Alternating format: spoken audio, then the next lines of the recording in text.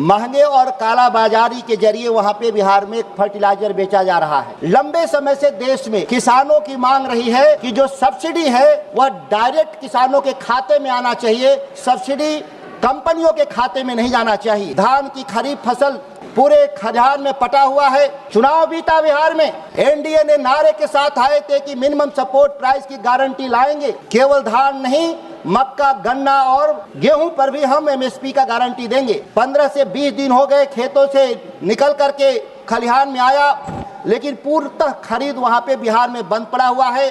और जो थोड़ी बहुत खरीद भी हो रहा है, 300 से 400 रुपया प्रति क्विंटल के दर से अवैध उगाही पूरे बिहार में चल रहा है। 2017 में एक विश्वविद्यालय महात्मा गांधी जी के नाम पे मोतिहारी में सरकार ने दिया, आज तक उसके 5 ईंट नहीं रखे गए।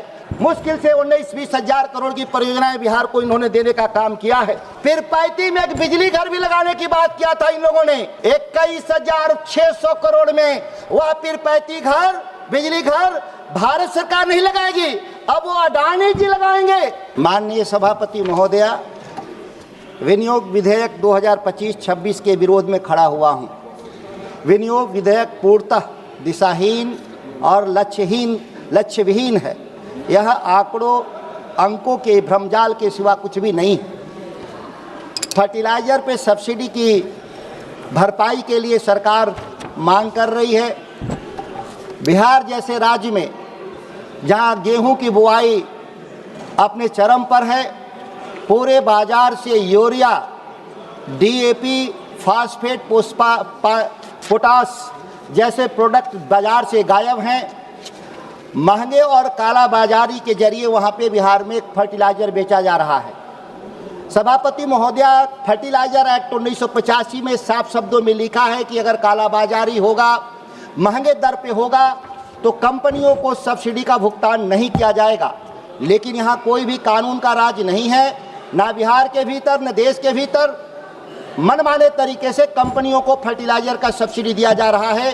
लंबे समय से देश में किसानों की मांग रही है कि जो सब्सिडी है वह डायरेक्ट किसानों के खाते में आना चाहिए, सब्सिडी कंपनियों के खाते में नहीं जाना चाहिए। लेकिन कहीं पर भी नहीं। पूरा बिहार धान की खरीफ फसल पूरे खलिहान में पटा हुआ है। 15 से 20 दिन हो गए खेतों से निकल करके खलिहान में आया, लेकिन पूर्णतः खरीद वहां पे बिहार में बंद पड़ा हुआ है। और जो थोड़ी बहुत खरीद भी हो रहा है, 300 से 400 रुपया प्रति क्विंटल के दर से अवैध उगाही पूरे बिहार में चल रहा है। इसकी कोई चिंता नहीं है।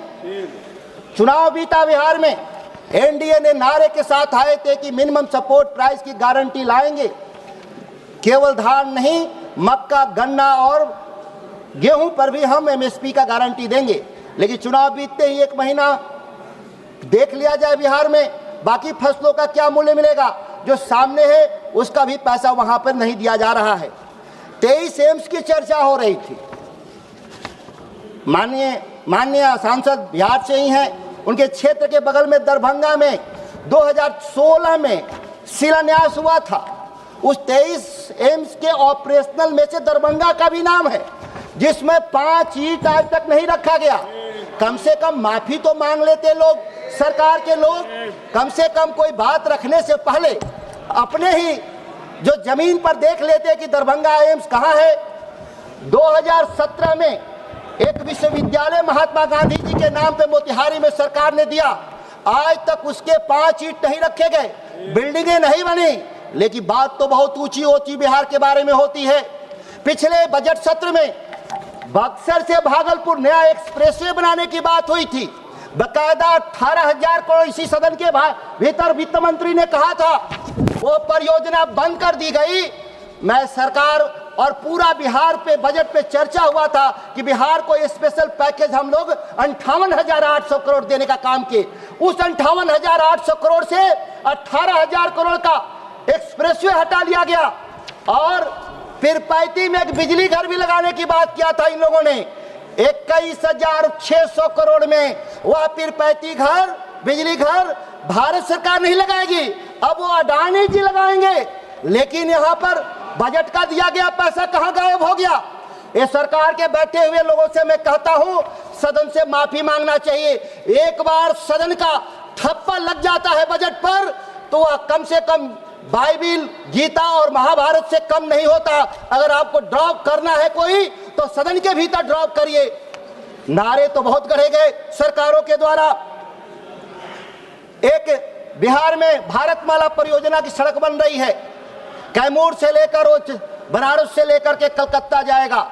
उसमें सर्विस रोड नहीं है, किसानों के जमीन से हाईवे जाएंगे, लेकिन किसानों को चलने के लिए कोई सर्विस लेन नहीं। कल मैं आ रहा था उत्तर प्रदेश होके दिल्ली, आगरा एक्सप्रेसवे पर अखिलेश जी ने बनाया है। उस एक्सप्रेसवे के बगल में सर्विस लेन भी किसानों के लिए बनाया गया। यह विकास होता है। विकास का दोहरा मापदंड इस देश में सीखना हो तो गुजरात के लिए नए मॉडल हैं और बिहार और उत्तर प्रदेश, बंगाल के लिए दूसरे तरह के मॉडल हैं। बिजली में बिहार को बिजली घर चाहिए, लेकिन बिजली घर क्या मिला? कोयला से बिजली पैदा करने वाले देश में हाइड्रोजन से बिजली पैदा होगा, परमाणु से बिजली पैदा होगा, ग्रीन एनर्जी दिए जाएंगे। बिहार को प्रदूषण फैलाने वाला बिजली घर, कोयला वाला बिजली घर दिया जाएगा। कैमूर की पहाड़ियों में अपार संभावनाएं हैं। पंप स्टोरेज के जरिए आप एक हरित बिजली पैदा कर सकते हैं, नई तकनीकी के जरिए, रन ओवर द रिवर्स के जरिए, जिससे आप पूरे बिहार नहीं देश के कई हिस्सों में आप बिजली सप्लाई कर सकते हैं। रेलवे, इस रेलवे क्यों हमारे लोग आते हैं, बिहार के लोग दिल्ली बॉम्बे क्यों जाते हैं? बिहार के लोग रोजगार के तलाश में, स्वास्थ्य सुविधाओं के उपलब्धता के लिए दिल्ली एम्स आते हैं या पढ़ने के लिए उच्च संस्थानों में आते हैं। लेकिन बिहार जाने वाली रेलवे लाइन अब भी 2 लेन की लाइन है। जो दिल्ली से कलकत्ता जोड़ने वाली जो दोनों लाइनें हैं वह 2-2 लाइन की है। लेकिन रेलवे को पैसा चाहिए, लेकिन रेलवे का निवेश बिहार में 2 लेन से 4 लेन रेलवे का नहीं।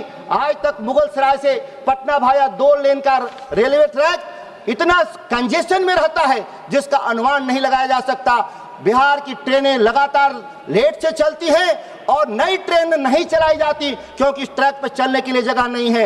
ये साधारण लड़ाई नहीं है। बिहार के लिए, बिहार को लेकर के लगातार पलायन को लेकर के बहस चलाते हैं लोग। पलायन बिहार में क्यों है? कृषि क्षेत्र में निवेश नहीं के बराबर, हाईवे के क्षेत्र में निवेश नहीं के बराबर, बिजली के क्षेत्र में निवेश नहीं के बराबर। बिहार की आबादी देश की आबादी का 10% है। 11.25 साढ़े 11 लाख हर साल इंफ्रास्ट्रक्चर पे खर्च करने के लिए बजट में प्रोविजन है। क्या बिहार की हिस्सेदारी अगर 10% भी अगर है तो बिहार की हिस्सेदारी 1.25 लाख करोड़ की बनती है। लेकिन बिहार को मिलता कितना है? पिछली बार 58,800 मिला था, जिसमें 2 परियोजना निकाल दीजिए 40,000 करोड़, तो बिहार को 18,000 करोड़ मात्र मिला। इस बार का तो वह भी नहीं मिला। मुश्किल से 19-20 हजार करोड़ की परियोजनाएं बिहार को इन्होंने देने का काम किया है। बिहार के जो नाइंसाफी है केवल बिहार के साथ नहीं, या उत्तर भारत और पूर्वी भारत के साथ नाइंसाफी है। इस देश में जो 11.25 लाख करोड़ इंफ्रास्ट्रक्चर पे पैसे जाते वो ज्यादातर गुजरात और महाराष्ट्र के इलाके में चले जाते। इसलिए बिहार लगातार विकास के पैमाने में पिछड़ता जाता और पलायन बढ़ता जा रहा है। माननीय सभापति महोदया को मैं बहुत विशेष धन्यवाद देते हुए अपनी बात को समाप्त करता हूँ।